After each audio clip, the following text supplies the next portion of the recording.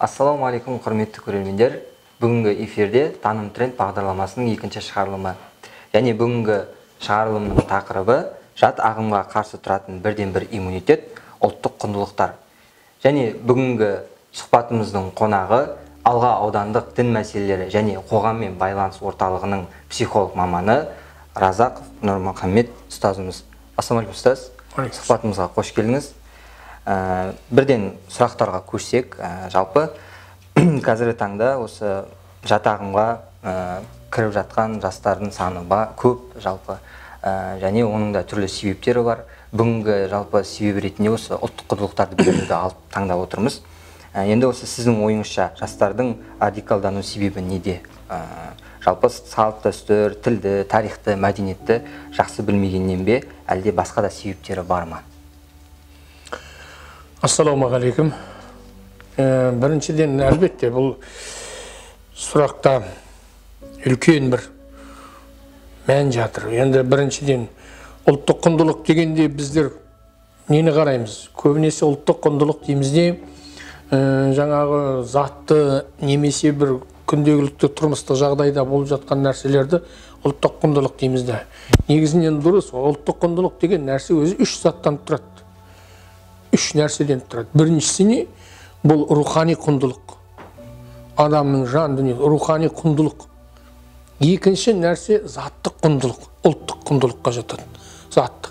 Үшіншісі бұл күнделікті тұрмыстық. Яғни салт, дәстүр, тағы да басқа сондай сияқты. Бізде бір саласын алып аламыз да, сол нәрсені біздер не аламыз? Болды, осы біздің ұлттық құндылық деп жабыса. Жоқ, кешіресіздер. Ең бірінші нәрсе не? Ұлттық құндылықта рухани құндылық тұрады. Оны Абайдың өзі де айтқан. Яғни біздің қазақта ең бір рухани құндылықтың ең жоғары деңгейі ұят болады деген нәрсе. Ұят болады дегенде Абай не қыл дейді? Иманы бар адамның ұяты бар, ұяты бар адамның иманы бар деп айтады. Себеп иман мен ұят екеуі қатар тұрады. Біреу кетсе, екіншісі кетеді. Екіншісі келсе, біреу келеді қасына. Сондықтан ұят пен иманды ажыратып алу мүмкін емес. Бұл да не біздің ұлттық құндылық. Ұлттық құндылық. Енді екіншісі заттық құндылық дейміз.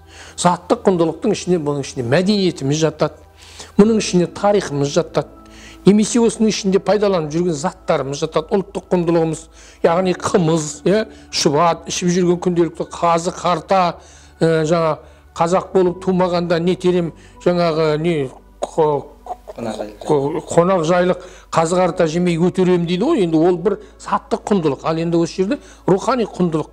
Рухани құндылық болмаса, мына заттық құндылық пен тұрмыстық құндылық екеуі пайда бере алмай қалады. Сондықтан рухани құндылық жүректің бірінші айтады ғой, рухани құндылықтың ең біріншісі иманы дейді. Оның сенімі. Екіншісі оның тәрбиесі. Үшіншісі рухани құндылықтың ішінде жүргенде, яғни бұл не? Ата-ананы құрмет қылу, ағайын туыспен қарым-қатынас жасау. Яғни қарым-қатынас.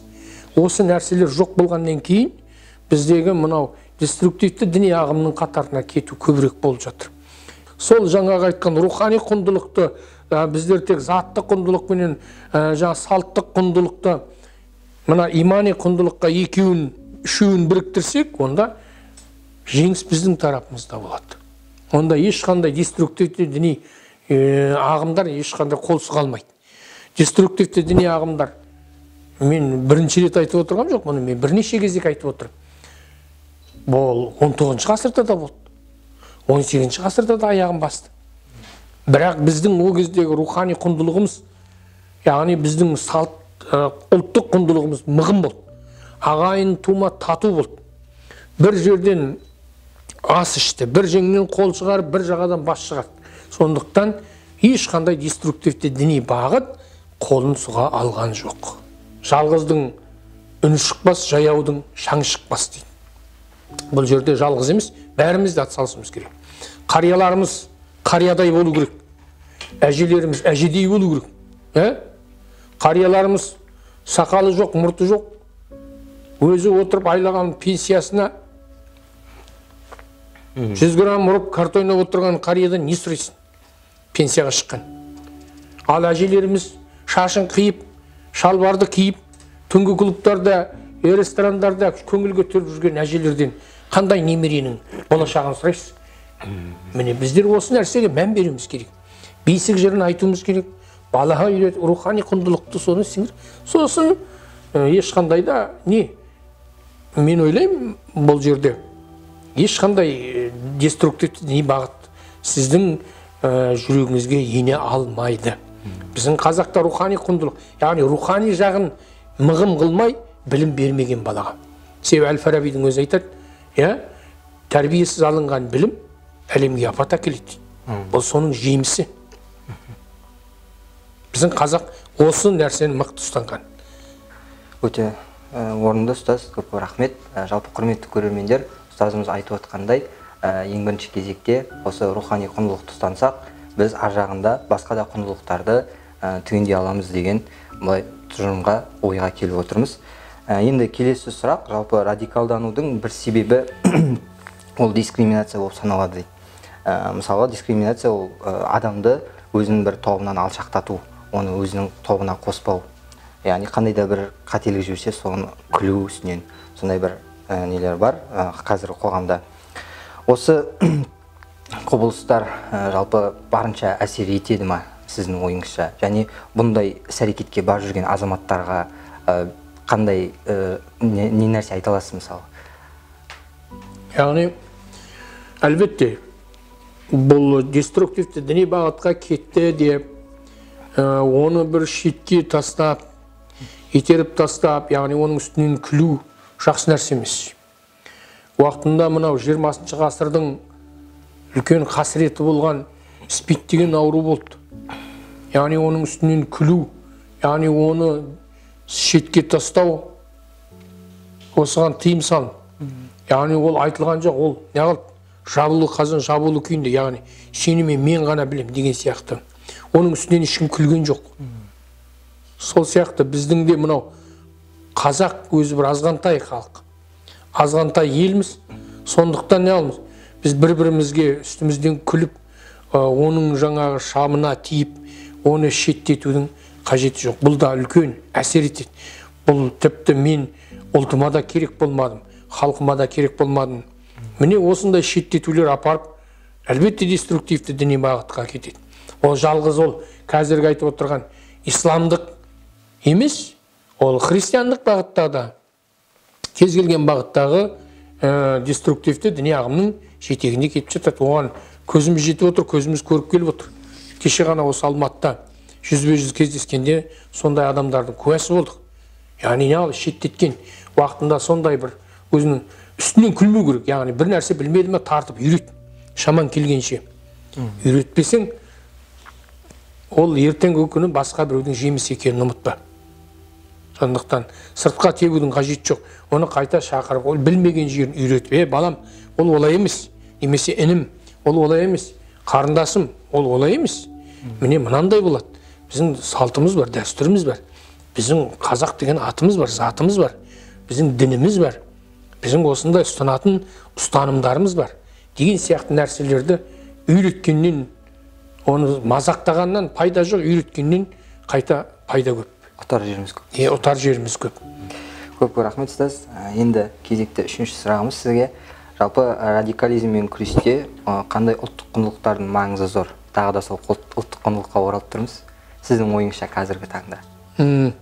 Қазіргі таңда ұлттық құндылыққа біздер рухани ұлттық құндылыққа көбірек мән беруіміз керек.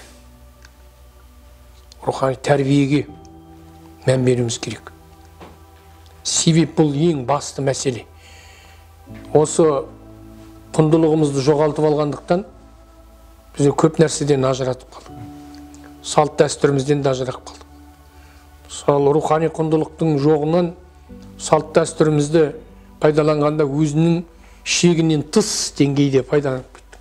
Өзіміздің мәртебемізді көтеру үшін, немесе бір елге көріну үшін де ұлттық салт дәстүрімізді не алдық?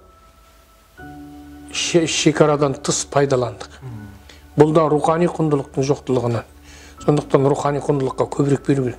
балаларымызды оқыту керек, тәрбиелеу керек. Тәйт жоқ, ұят болады деген нәрсені осы бастан үйретпесе болмайды. Яғни біздің қарияларымызды ақыл есін жинау керек. Әжелерімізді, аналарымызды біздер осы мәселеде көбірек ата-аналар жиналысында болсын айта беруіміз керек. Біз тоқтамауымыз керек. Біз тоқтап қалсақ, онда ол болмайды. Біздер айтамыз ғой, оны жамандағанмен пайда жоқ, оған бізге альтернатив керек. Түсінікті ме? Мысалы, сенің диніңнен бір нәрсені алып тастаса, орнына альтернатив бір нәрсе қояды ғой. Жүрегіңнің бір клапанын алып тастаса, орнына темір қойып береді. Немесе жаңа не қойып береді? Пластмасс қойып береді. Сол сияқты альтернатив керек істеп тұру үшін. Сол сияқты біздер не? Олардың орнына баратын адам іздеуіміз керек. Соны тәрбиелеуіміз керек қой. Сондықтан ойлаймыз, шама келгенше ар намысты, басқа ұят деген нәрсені орын-орныменен пайдалансақ, рухани құндылығымызды күшейтсек, балаларымызды тәрбиелесек, келешекке, болашаққа. Енді болашақ абайлар да, болашақ мағжандар да, ол бекерден бекер туылмайды, дүниеге келмейді. Сондықтан осы үшін көп жұмыстар атқаруымыз керек. Өздерімізді тәрбиелеуіміз керек. Өзімізді тәрбиелеуіміз керек. Өзіңді тәрбиелемей тұрып, өзгеге тәрбиелей алмайсың. Көп рахмет ұстаз. Осы орайда Абай атамыздың керемет сөзі есіме түсіп отыр.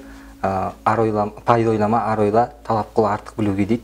Расымен де қазіргі таңда сол барынша иманымызды, сол ар-ұятымызды жинап, осы артық білуге тырыссақ, әлбетте біз қоғам ретінде дамимыз деп ойлаймын. Осы мен сізге қояр сұрақтарымыз тамам болды ұстаз. Осы сұхбатқа келісіп, уақытыңызды тауып, алтын уақытыңызды бөліп келген үшін көп-көп рахмет. Құрметті көрермендер, осымен бүгінгі кезекті шығарылымымыз өз мәресіне жетті. Назар салып, тыңдап қарағандарыңыз үшін көп-көп рахмет. Келесі кездескенше аман сау болыңыздар.